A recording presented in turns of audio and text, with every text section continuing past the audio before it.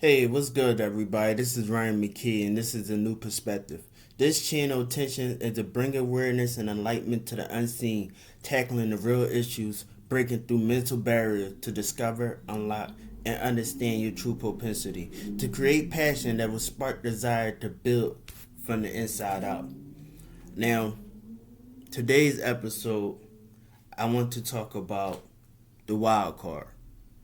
And what's the wild card? The wild card, well, let me get into this. There are two types of people in the world. There are walkers and there's talkers. Now, for a good part of my life, I definitely been a talker. I knew that was one of my greatest strengths. Now, problem with talking is you have to deliver. You just can't just keep talking and keep talking because over time, when the words don't match them actions, it loses value. You know, so being a wild card is being the talker and the walker. You know, actually less talking and more walking. That's what, in my definition of being a wild card, is. Only because, you have people who are very conservative and cautious in their action. And it can be very detrimental. Sometimes it's very helpful. Remember, everything I'm talking about comes right back to balance. So you do need to, speak to what you want to get to, but you also have to put in legwork. And for a long period of time, like I said, I was just talking about it. A lot of people, oh, he's a talker. He just talks and talks and talks, and I'm going to sleep and wake up. He's still talking. He ain't doing nothing. I get it, and it's not too much of just wanting to be heard. It's just you have to put action into what you're doing. So with that comes to listening to your first mind. You ever hear people say that you always go with your gut, always go with your first mind, which is true. Because a lot of people they wait and wait and wait for things to be perfect. Wait for things to fall in line, to fall in place. It's like we can speak it, sometimes we can visualize it, we can see it, we can almost taste it. You know what I mean? We got it, we focus on the vision, we got it written down, we looking at it, we studying it, but we're not putting no action into it. And so when it comes to that, it's about listening to your intuition. That's your soul speaking to you. Your first mind. Every time I went against my intuition, it always ended up bad. Every time. Every time. And I actually, I wrote a poem about that. I should have listened. Literally, I should have listened.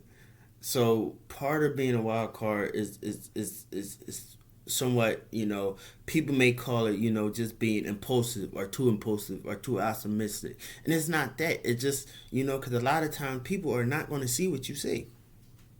People are not going to feel what you feel. And, a lot of people would like to say, to go off, feel it, go off logic, which is for the most part true. But sometimes you get this feeling right here, you know what I'm talking about? And it's not gas. It's not gas. It's your intuition.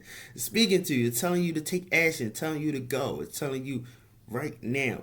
And what we do sometimes, some of us hesitate, some of us procrastinate. I'm biggest biggest procrastinator.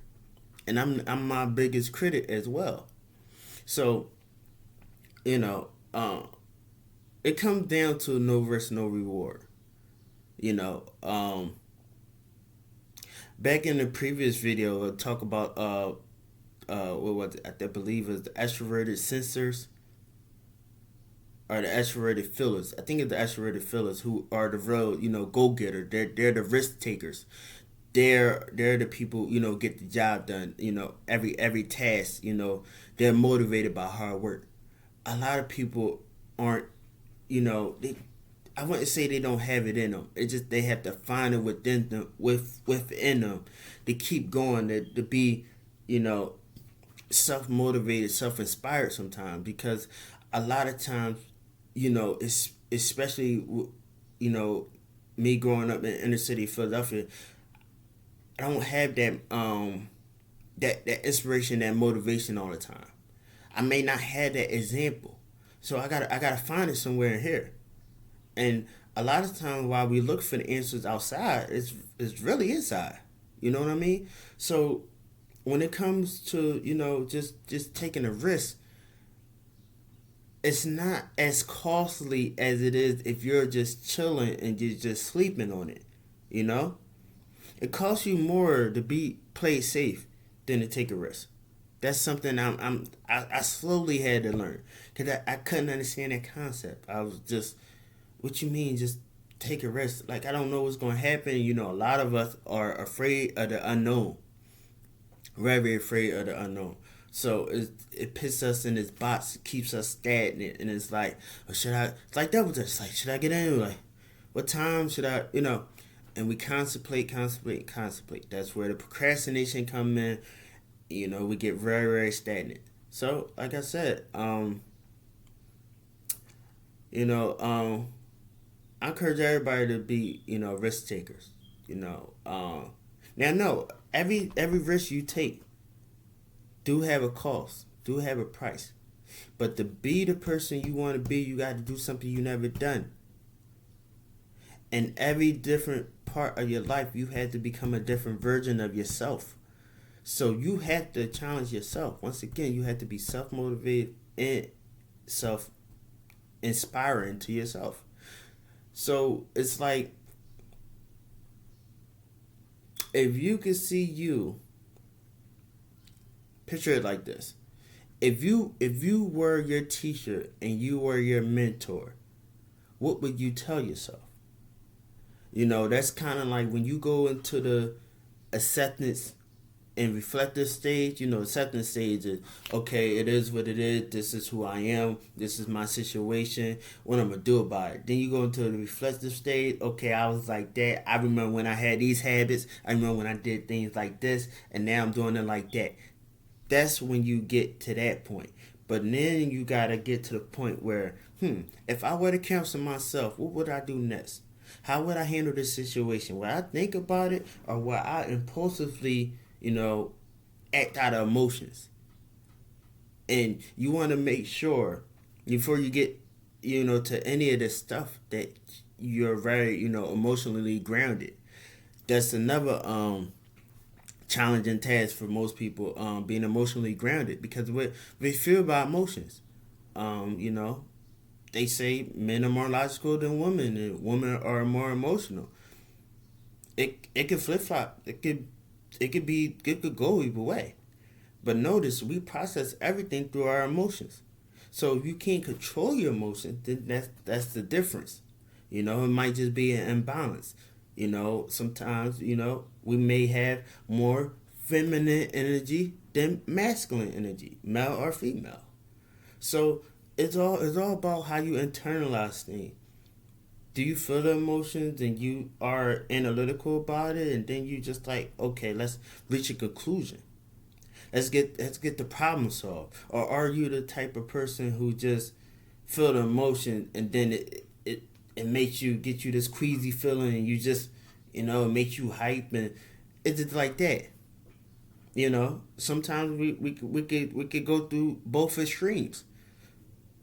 Sometimes it's a balance. Sometimes it's situational for us. It all depends. What I'm saying is, you want to listen to your intuition, but hey, keep in mind, I'm gonna tell you a little something. I'm gonna tell you a little something I learned. See, you kind of gotta know your intuition. You gotta really be in tune with your intuition. You just can't just go off your intuition. Let me explain.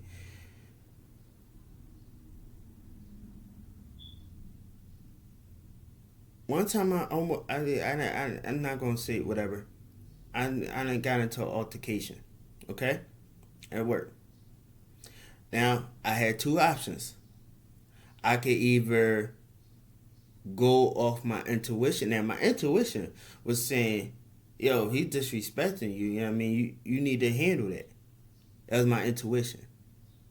But something deep inside me said, this ain't worth it. What we fighting about? I went with the second one. You see what I did there?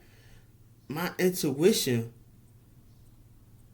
was not, that first choice was ego. Second choice was intuition.